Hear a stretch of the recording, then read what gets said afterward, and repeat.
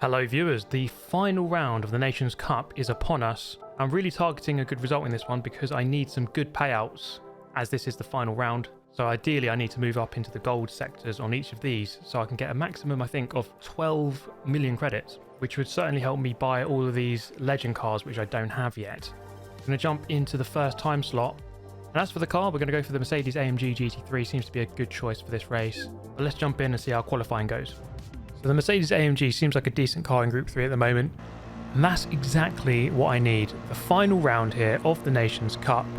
We need to end the season on a high, and like I say, if you move up into the top categories on the results screens, then you get a very good payout, which is always a good thing, as it's quite difficult to get money in this game. Anyway, first lap 31.5, crossing the line the next time around 31.4, slight improvement. But this was quite a decent level lobby, and therefore the pack was incredibly close.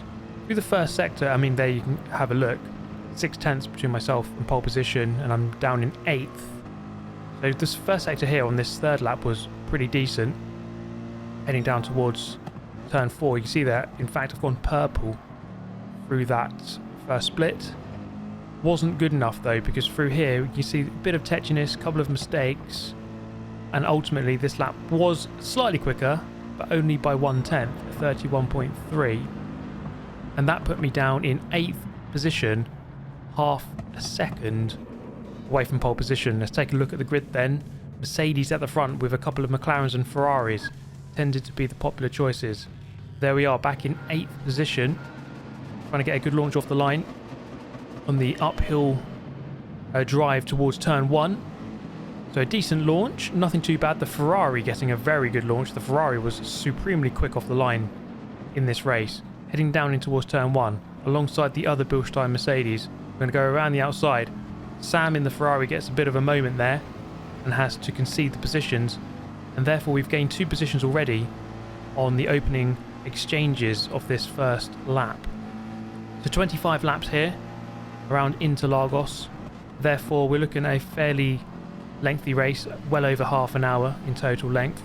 And so on this opening lap we do want to settle in, knowing that we have plenty of time to try to get the job done and try to move forward as much as possible. The leader already beginning to streak clear in the Mercedes AMG. So that kind of bodes well that the Mercedes does have some good pace here. But this race is so much more than just pure pace. Tyre wear is going to be a factor as well, as we have only one pit stop to do, roughly in the middle of the race. We're going to fast forward it here to the end of lap number 1. And I felt like I was on the front foot. Now, I started 8th, which was kind of about where I should have started, but I still felt as though here I had potential to move forward and gain some positions. And therefore, up against this Italian in the McLaren, moving to the right, then back to the left, looking up the inside into turn 1, getting the job done up alongside the Ferrari, not making contact. And unfortunately here, at the moment of it happening, I had no idea what the hell happened there. I received contact and therefore rear bumper damage, and it might not look like much, but definitely is going to affect my performance. Coming down the main straight at the end of lap number 2 then, see already the McLaren just beginning to edge clear, and I think you lose at least a 10th or 2 on every straight pretty much with that bumper damage, and therefore that would not help us in our quest for a good result.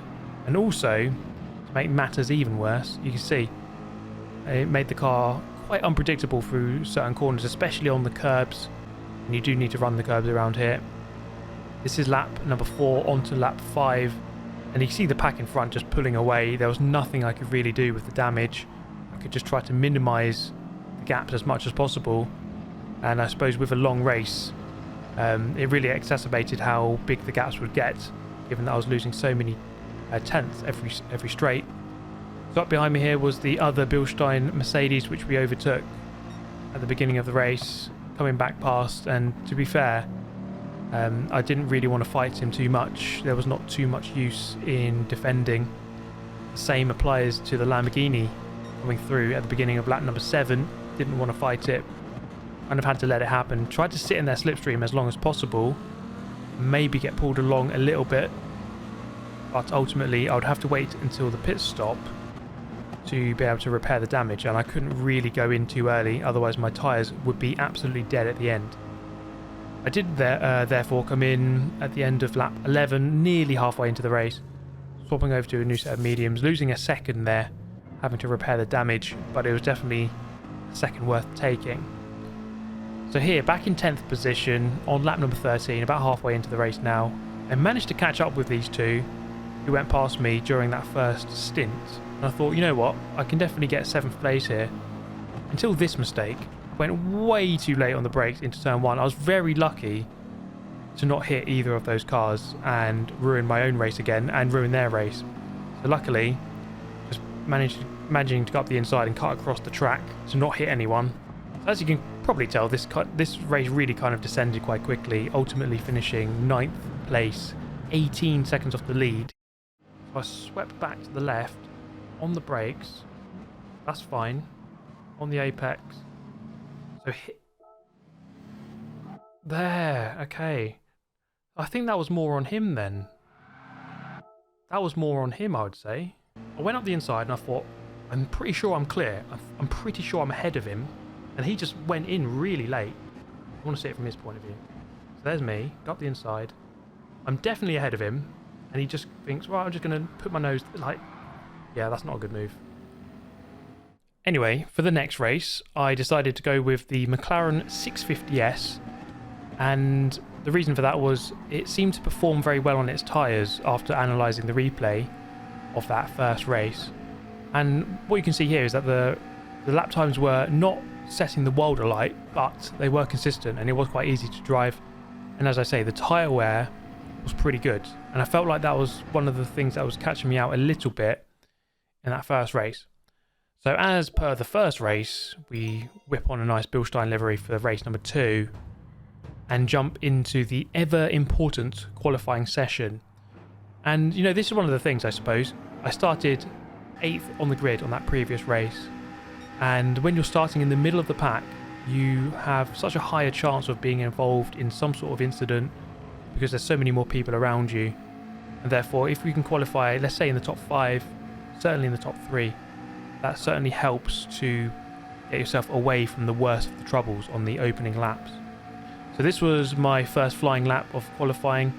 Luckily, I was let out of the pit lane first, which is a bit of an advantage because it just gives you clear air, no one to sort of distract you in front. And also, interestingly, on this qualifying session, I would say about the first 6 or 7 cars on the track were able to get a third lap of qualifying, whereas most cars would only get 2, just really because of where the timer is and how many laps. You basically have to start your lap before the timer drops to 0, and the way it fell on this occasion, I was able to get 3 laps in, which certainly is a bit of a help.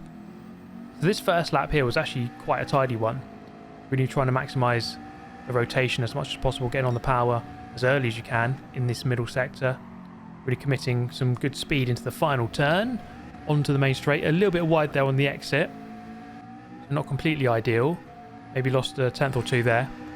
We're coming up to the line. It's a 31.7. Now let's not forget we did a 31.3 in the previous session, therefore we'd ideally like to get a quicker time than that. So that's kind of the benchmark. The McLaren not necessarily quicker than the Mercedes in qualifying, but we are going to try and improve our own personal performance.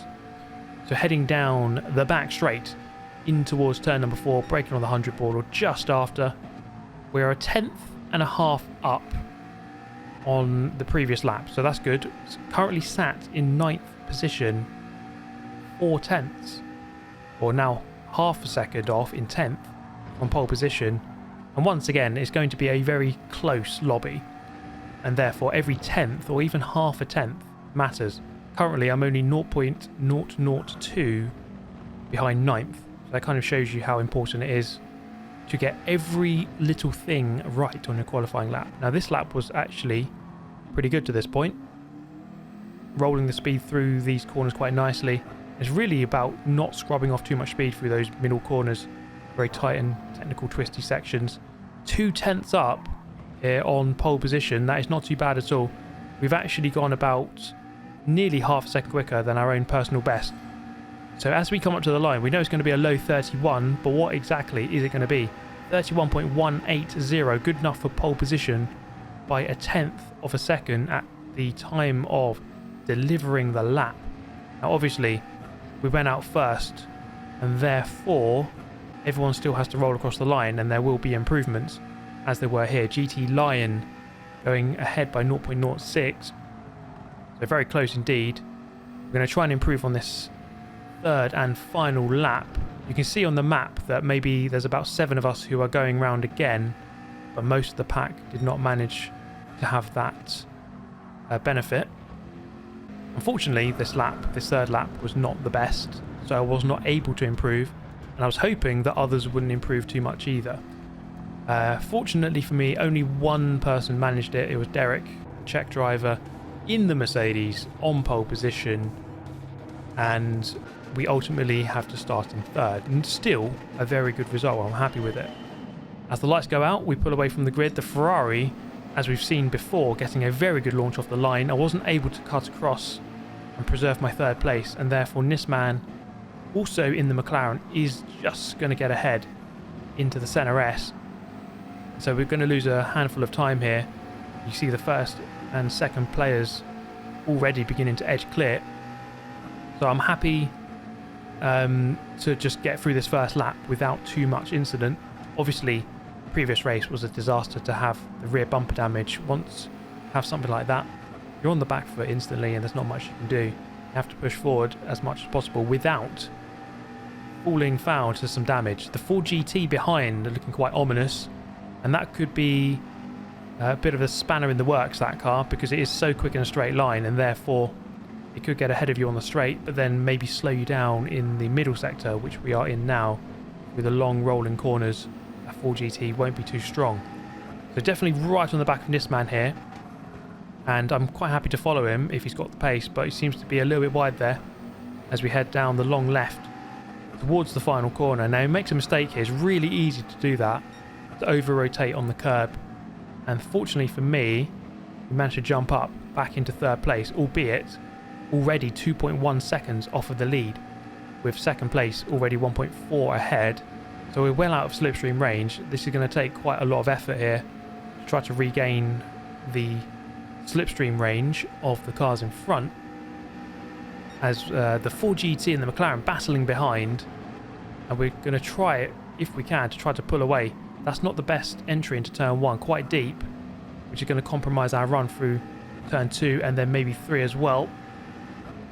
The key factor here, I think, to really settle down into this race, I really do not want that Ford GT to get past, because as soon as it does, if it does, it's going to really slow us down in that middle sector, and so we really need to keep it behind. We need to make sure we have a good run through the middle sector every lap.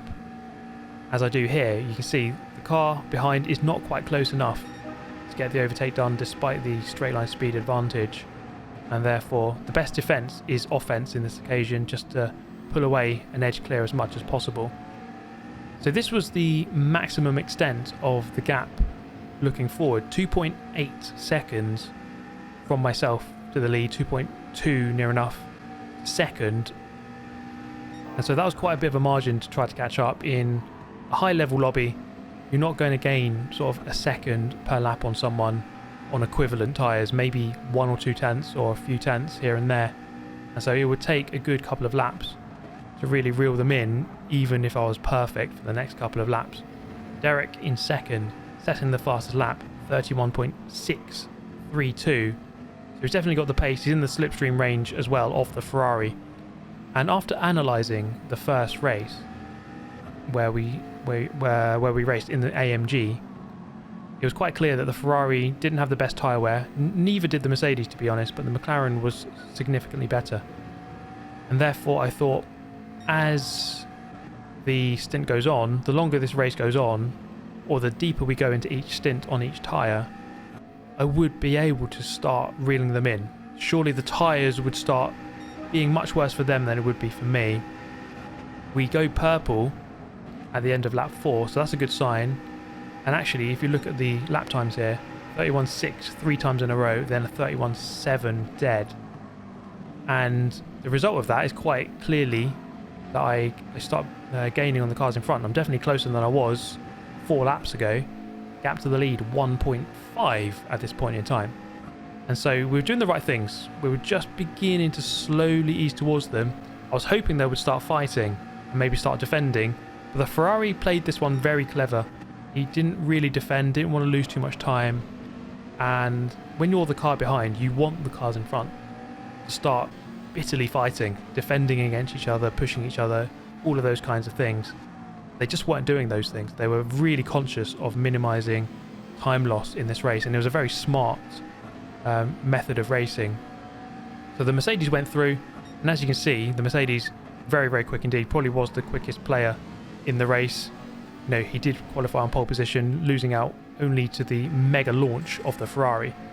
I decided to play the undercut, go into the pit lane early, get onto a fresh set of mediums, and maybe we could jump ahead of the Ferrari during this phase of the race. So onto the fresh tyres, out of the pit lane. The only risk here was that we would come out into some traffic with someone slowing us down potentially, but that was not the case. We actually had a very free track, and therefore now it was a case of just really trying to maximise these new sets of mediums, brand new tyres, and try to pull closer to the guys in front once again. And so the gap as I leave the pit lane is just over 28 seconds to the leader, and so we can keep monitoring that gap, the red number next to my position counter, and therefore we know what that gap is. Ideally we need to get that down by a second or so, and therefore we'd be in a much better position trying to get past the Ferrari and the Mercedes that we were racing against.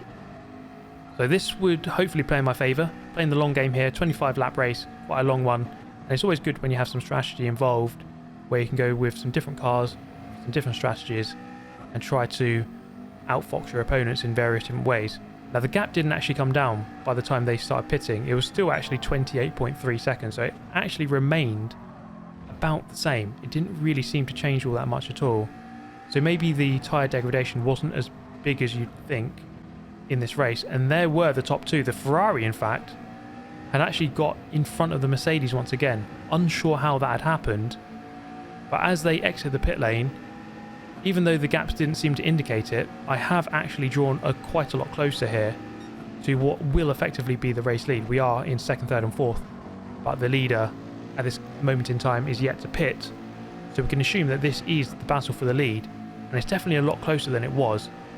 And for the first time in the race, pretty much, I'm in the slipstream range of the top two, so this bodes well.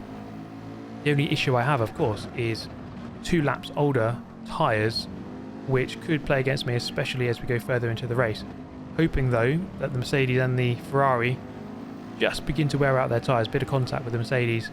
Fortunately for neither of us, damage, as it was quite a light piece of contact between the two of us.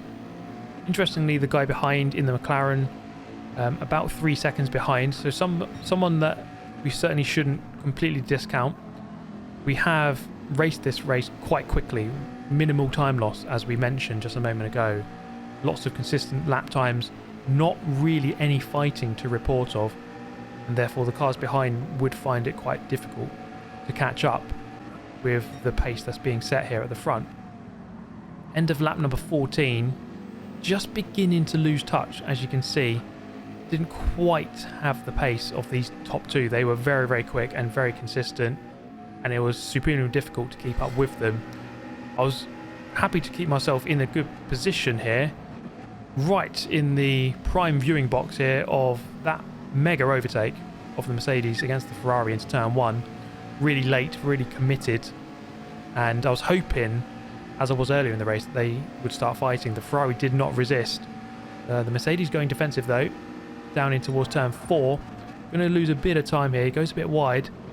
Potential opening of an overtake here, but doesn't quite materialise for me as we head up the hill on lap number 15. Still 10 laps to go after this one, and so I was happy to firstly qualify third, qualify towards the front, and pull away from the majority of the pack. And then 2, to reel these guys back in to give myself a chance of getting a second or a first, as opposed to just having a lonely third position. And so I think I've done quite well to engineer this kind of position that we're in right now, but it needed a bit more. We had some good pace, but the Ferrari especially was so good out of this corner, which was such a crucial position on the circuit. As you can see, the Ferrari just gets really good traction out of 3rd and 4th gear, coming out of the final turn onto the main straight. And the car behind, the gap was down to 1.8, 1.9. So I was just conscious that the car behind was beginning to slowly gain on us, and therefore didn't really want to have to wait around too much. This was about as close as I'd been in the race so far. The Ferrari was so planted through the fast sweeping corners like that, and it would just open up a car length, and therefore into the braking zone of turn 4 I just never was quite close enough.